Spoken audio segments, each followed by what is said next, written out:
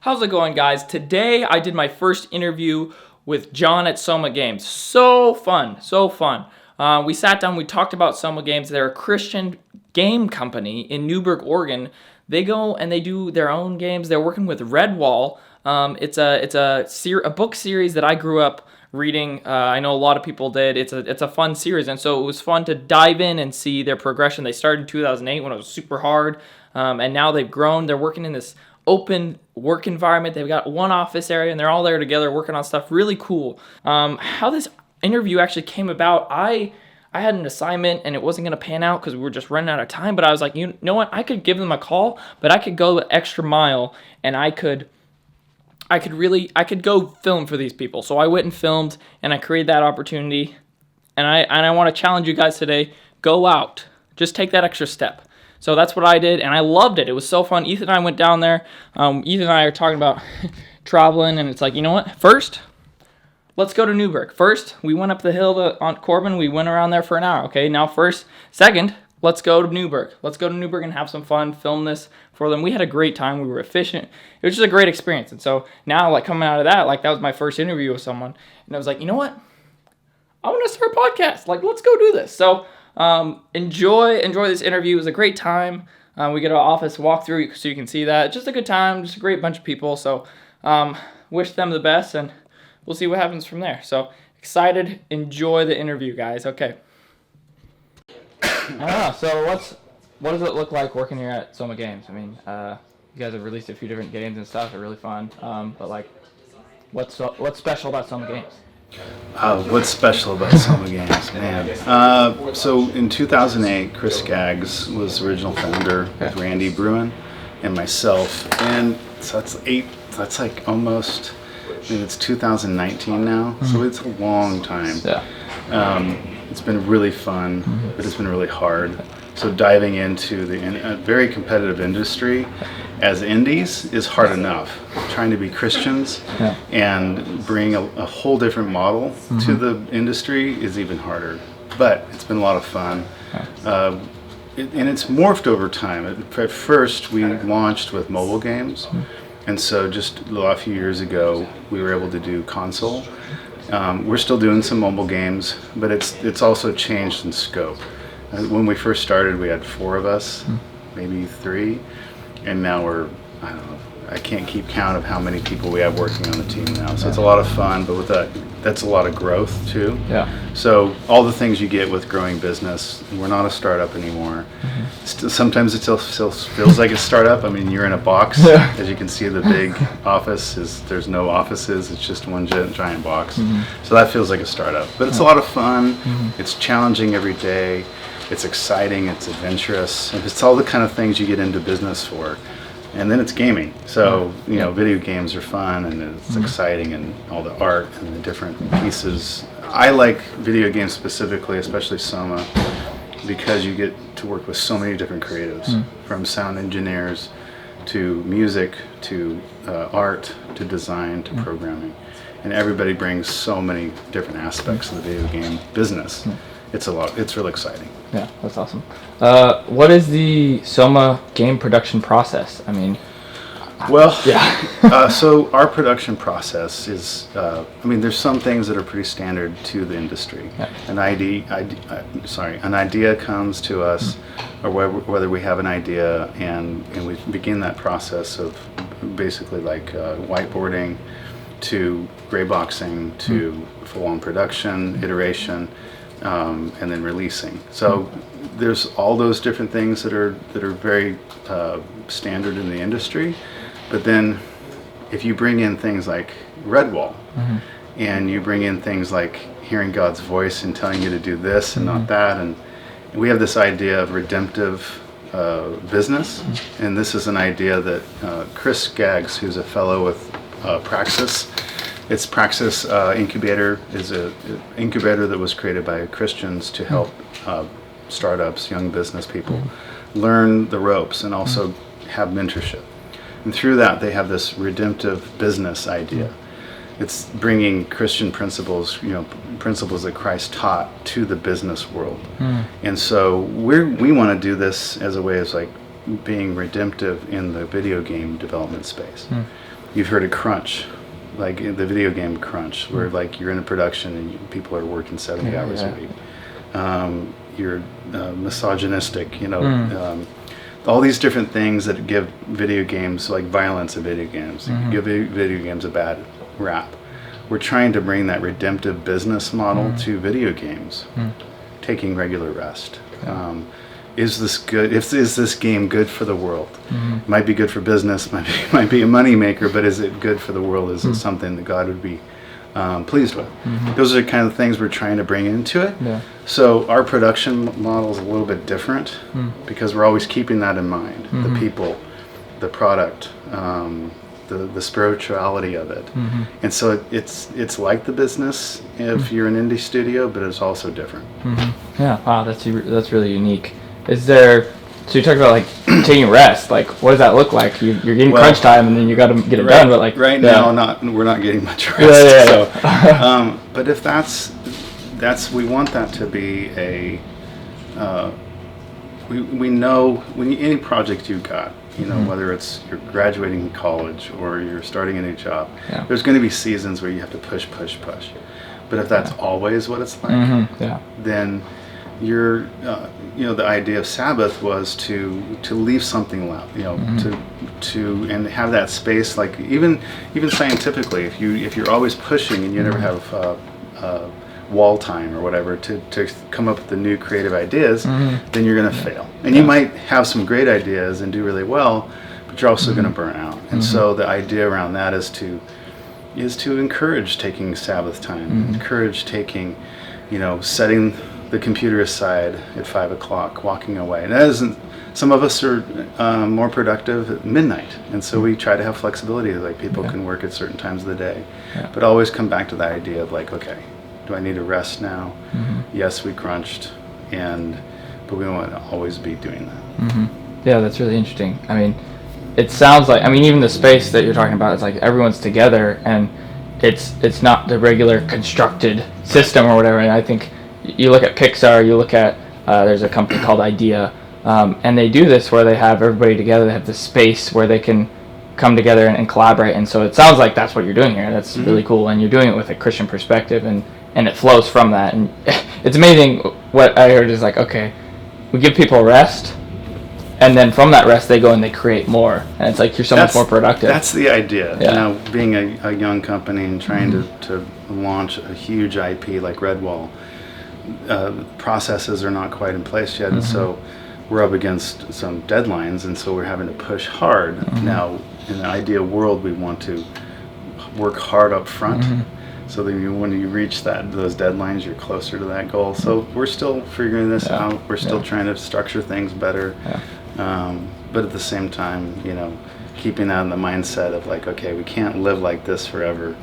If we want to be different than the video game world. And so you brought up Redwall. What's that like? I know there's a lot of fans out there of that series. I read it growing up and stuff. And so what is that? I mean, what does that look like working with like a bigger IP or whatever?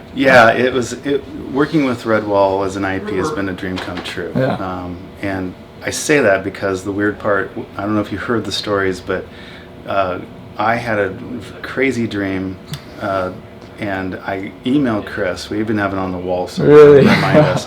Are we working on this on Redwall? And I didn't even know what the Redwall was. I had to actually look it up. That night, Brian Jakes had passed away, and it kind of freaked Chris and I out. But it also had this idea of like, okay, this is bigger than us. Like why does a studio like us, a small little studio, get a project like this big? And that's had its challenges, but it's also been exciting. And from day one, we knew we had to talk to the fans. We had to get the word back. And so we started, I think in 2011, we started like asking Facebook. We started growing a Facebook community. Now it's up to almost, it's a little over 30,000 fans, awesome. Very active fans. Like you post a picture of a squirrel there and you get hundreds of likes and comments. But we wanted to get feedback from the very beginning. What does the world look like? What do the characters look like? how they move. I mean, I remember when we were trying to figure out, like, what does a mouse look like? What do their back legs look like? How do they move through the, through the ground? All those conversations were super important to have up early, way before major production started. Yeah. And it also gave us time. We were working on getting the IP license, and that took years to get that. And so in the meantime, we were free to talk to the fans and grow a social network that was super strong and lots of good feedback. And I think that helped us today, because when you release a game, you don't want everybody to be surprised. You want them to be like, okay, this is something, I read the books, I saw this in my head, and this matches it. We're still working on that. Right now we have Act 1 on Xbox, Steam, and PlayStation. I saw that. And we've been working on tweaking that first level to be more, not as much as the world and the look and the feel, as much as something that the players can have fun doing. And you want a game to be fun. And so we're re-releasing that Act 1 to the world. But then Act 2 is much better, and then 3, and then we've got the Miner and the Archer coming up. And through the conversations with the Redwall community, we've changed the look and feel of even those to be more indicative of what they want and what they expect. That's kind of a different stage in game design, where they used to be like, hey, here's the product, and now there's a collaboration going on, even with the fans. There really is, and I think that's what the fans really like. And I think that, if you get like large studios, they might have market research. They might have people asking at conferences and doing a study on a certain amount of customers. I don't think that's the same thing. I think, especially think of the movies that we thought we were going to love, whether it was Narnia or other movies that just kind of fell flat because they didn't resonate with the readers. And so we don't want to do that, and we want to be different from everybody else. What's next for SOMA? What's in the future? Where are you guys going toward? Well, we are going to be making Redwall games for at least the next full year. We have our license from Random House and the Redwall Limited, Redwall Abbey Limited, it's the family, have extended our license through the year and given us a chance to make the Archer and the Miner, and some other smaller ones connected to that, some experiences for the tribe. But beyond that, we have a whole IP list of our own personal IPs that we want to produce. We're also super collaborative. We have, as we've grown, we've also brought in a lot of game developers that have a lot of their own IP that they want to produce. And some of them have produced products and put them on the market. And it's so tough. Like, you put something out there, you might get a dozen downloads unless you have millions of marketing dollars behind you, or a whim. Like, you get some celebrity likes it, tweets it, Kim Kardashian.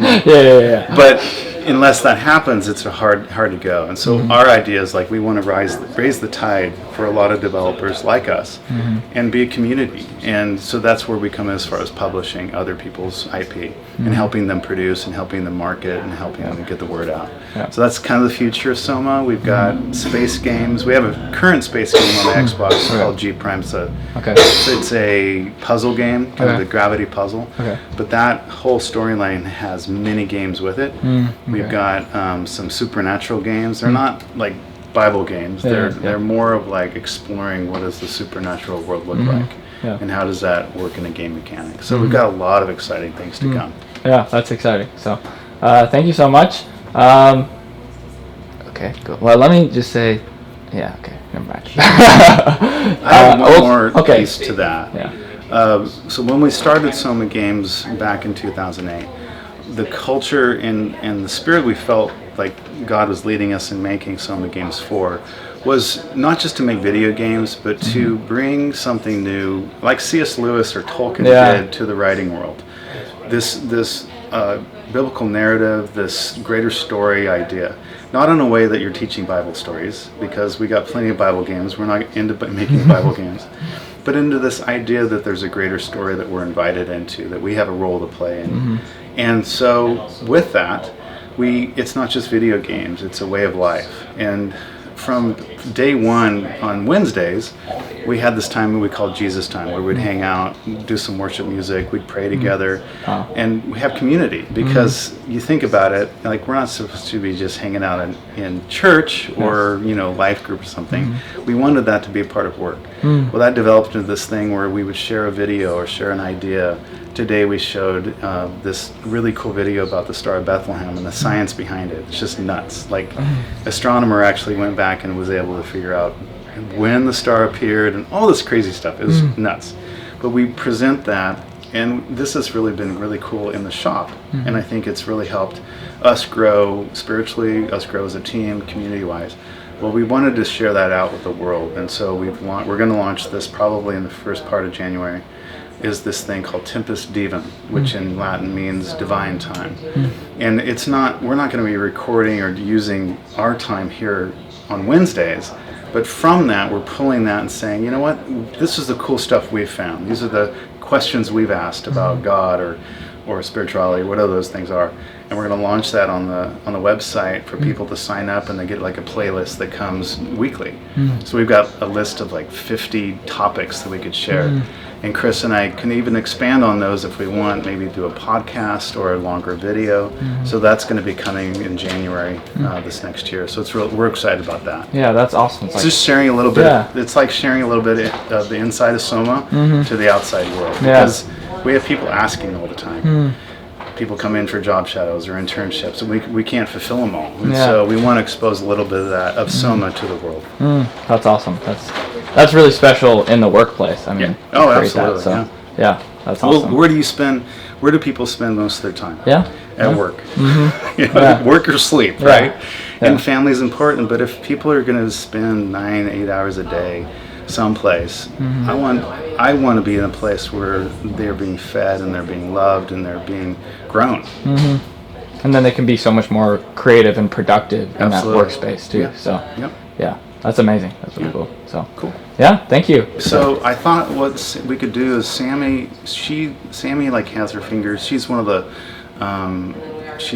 narrative people, but she's also in the builds levels in Redwall. But she knows like a little bit of everything in the shop. So I thought we could walk around with her and she could describe what people do. Would that work? Yeah. Okay. Sounds great. Awesome, man. Thank you. Thank you so much. Yeah. That was awesome.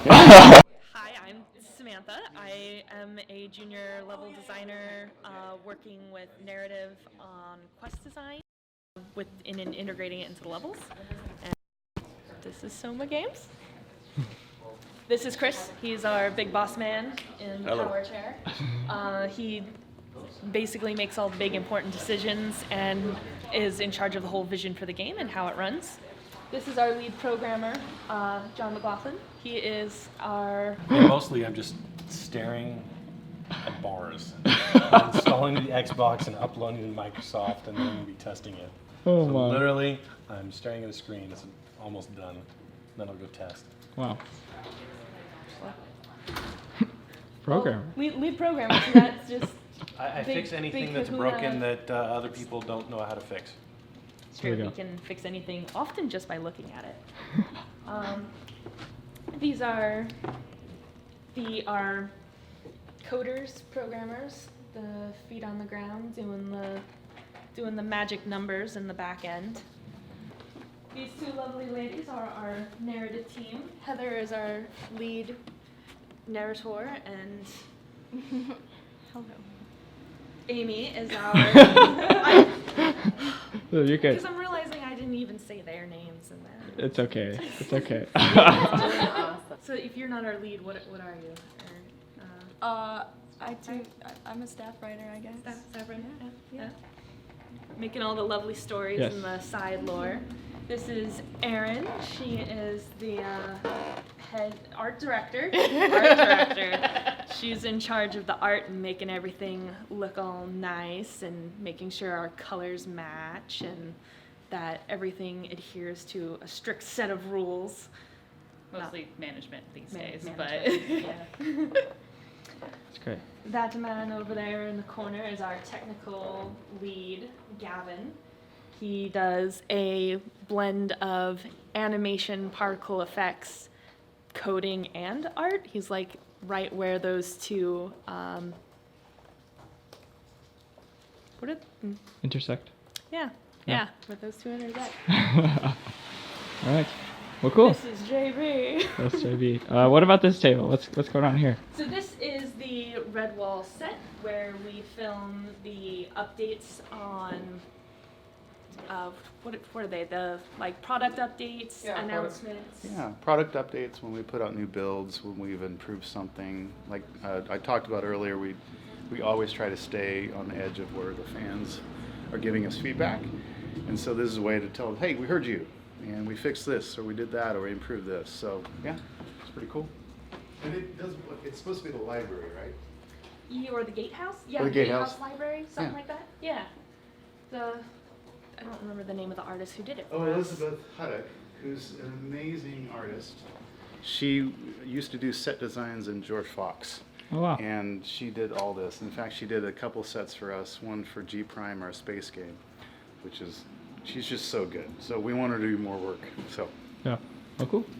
Well, close Normally out. Our sound guy is in that corner, but he's out today chopping lines like a madman. Wow.